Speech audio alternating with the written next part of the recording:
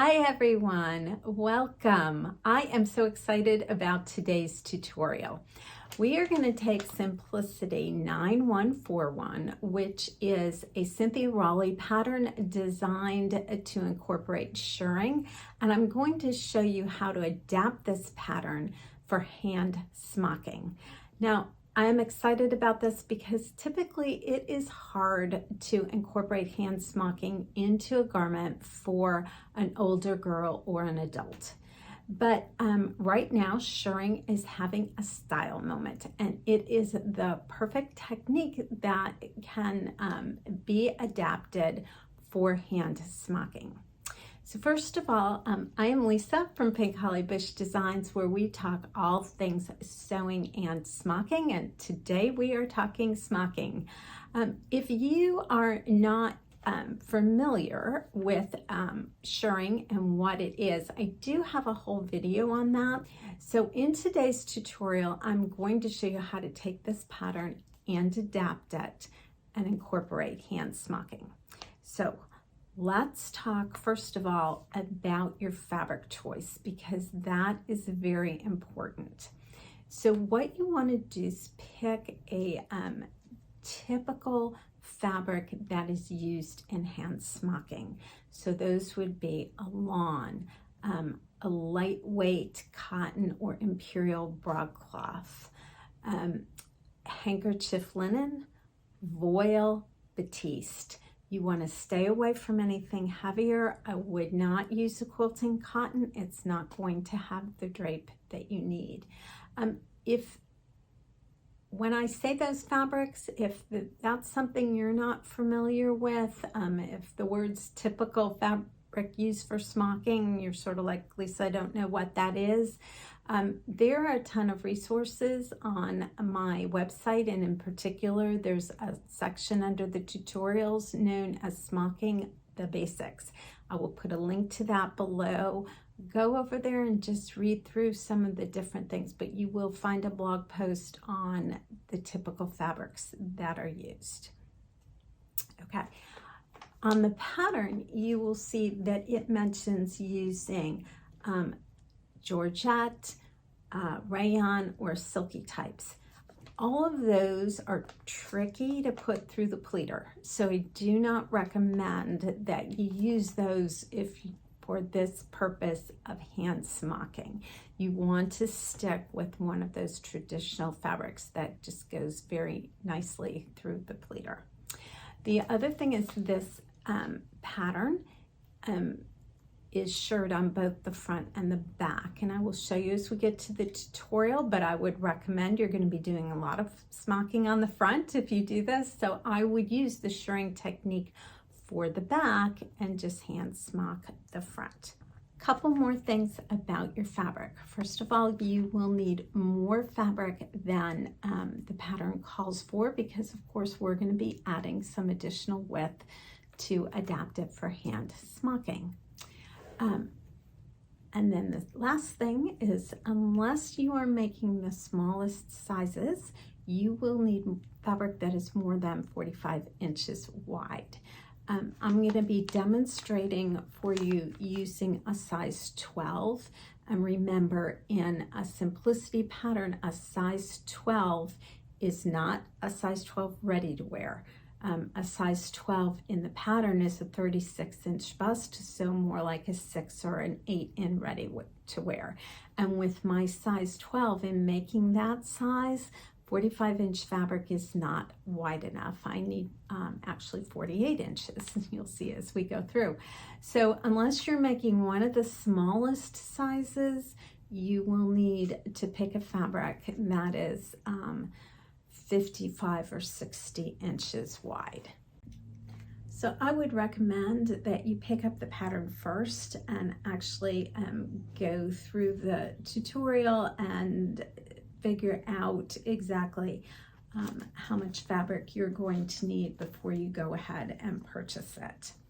With that, let's go over to the cutting table and I will show you how you're going to set this up to hand smock this dress. So I have two pattern pieces here. I have the front and back pattern piece number 1, and I have pattern piece number 3, the lower elastic guide. And these are the 2 pieces that I'm going to need to figure out how to adapt this pattern for smocking.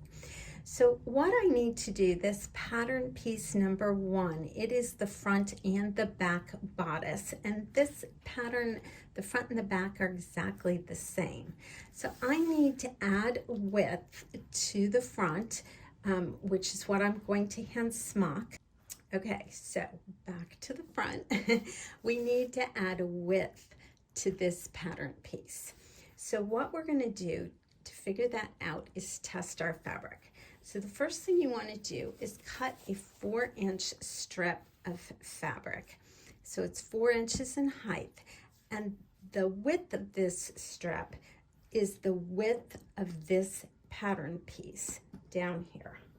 So as I said, I'm demonstrating the size 12, so you can see that this is 19 inches wide, but it goes on the fold. So I'm gonna double that, and that would be 38 inches.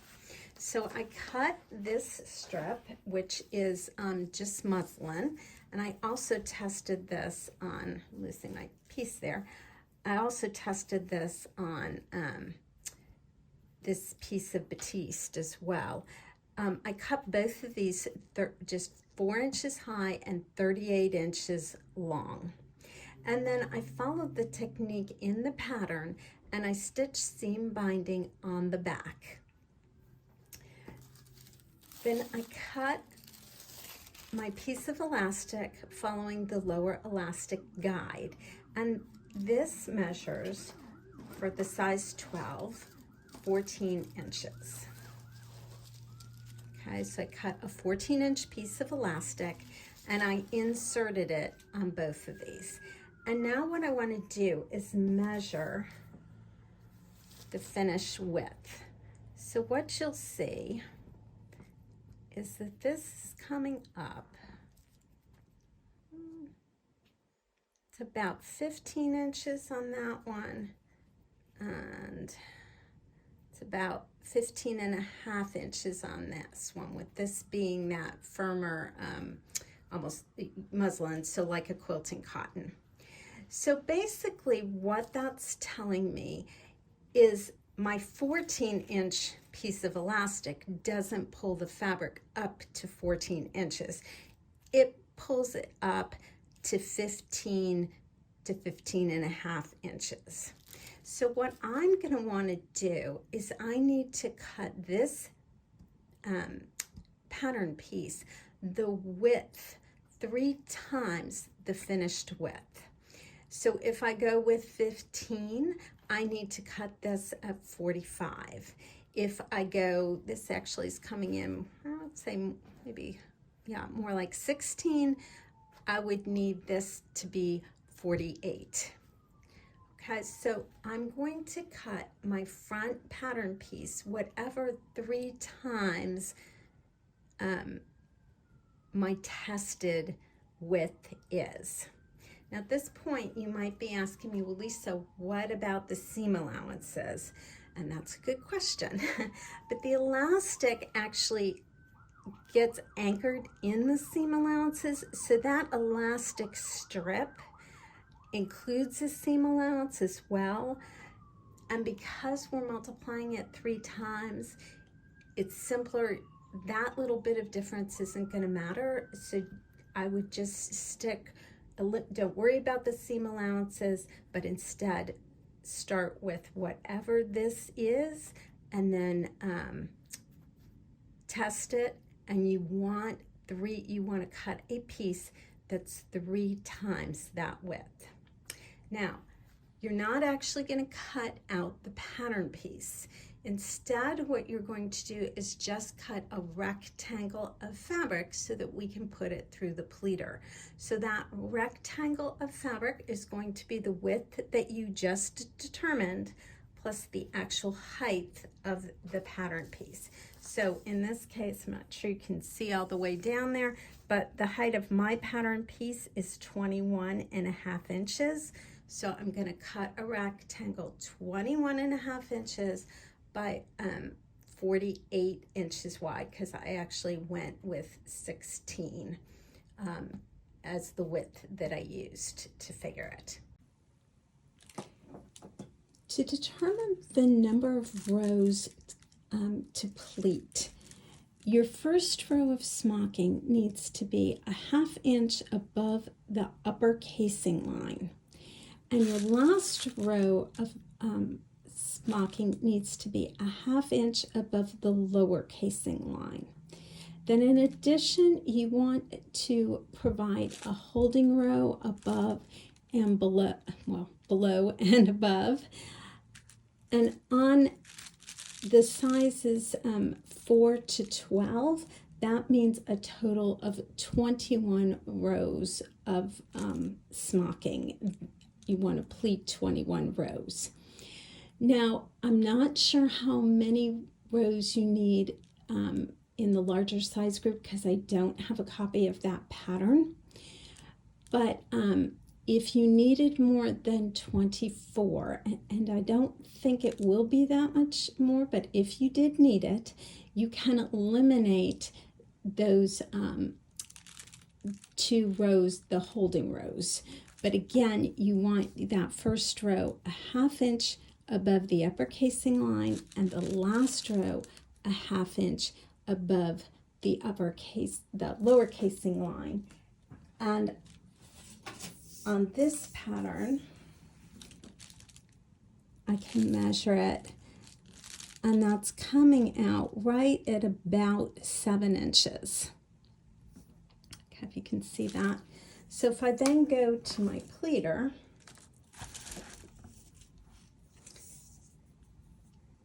seven inches, it's right about there, and then I want those the holding rows above and below that. So I'm getting in, well, it's not a 1/2 inch spacing, it's a little bit smaller than that, but I want about a total of 7 1/4 inches altogether.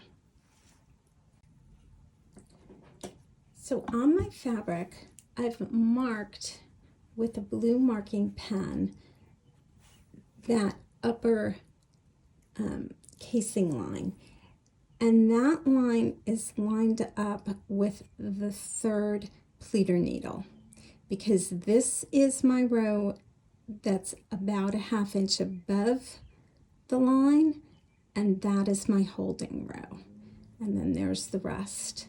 And now I'm just going to pleat my fabric.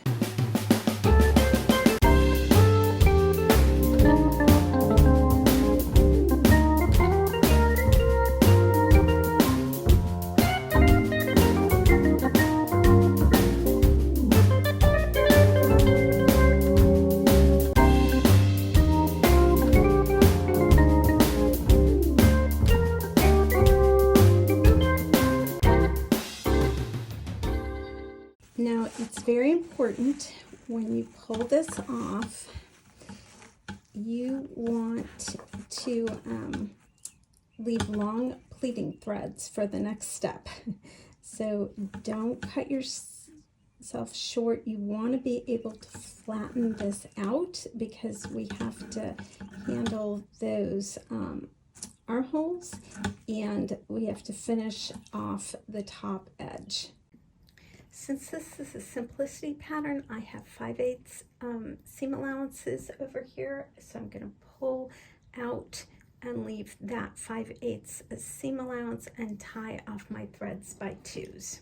At this point, I've flattened out my front. I've tied off the threads that are below the armhole, and I'm just going to take my marking pen now, and I'm going to draw in that armhole. And I'm going to do the same thing on the other side as well. Now I'm going to pull the pleating threads out to inside that armhole. And now I'll go ahead and tie these off by 2s. Okay, so we would do the same thing to the other side. So I have that armhole, and then finish the top edge as the pattern directs. After that's done, it's time to pull up our pleating threads and block this. And we're going to pull it up to that width that we established by testing the fabric. So we're going to pull it up to that 15 to 15 and a half inches. Right now, as always, the blocking is just going to take a little bit of futzing with it and playing around, but I've got it blocked. This is that 16 inches, and I'm doing it at 16 because of the seam allowances. Okay. You could go with the 15 and a half. But this is just my muslin. Hopefully this will let you get an idea of how I'm going to do that.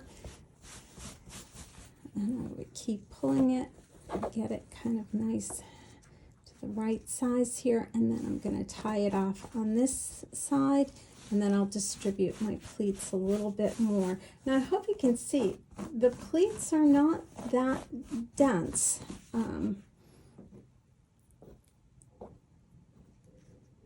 Because I didn't want to add even more fabric to it. This is just that basic 3 times the width.